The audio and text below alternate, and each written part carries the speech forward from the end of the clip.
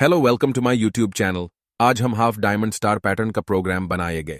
टोआ इश कोड में हम दो लूप चलाएंगे और दोनों आउटर लूप होंगे तो पहले आउटर लूप में हम 4 बार लूप चलाएंगे and then inner वाले लूप की वैल्यू I+1 करेंगे फिर दूसरा आउटर लूप 3 बार चलाएंगे और inner लूप की वैल्यू को 3 - k बार चलाएंगे और 3n की वैल्यू है so n - k होगा।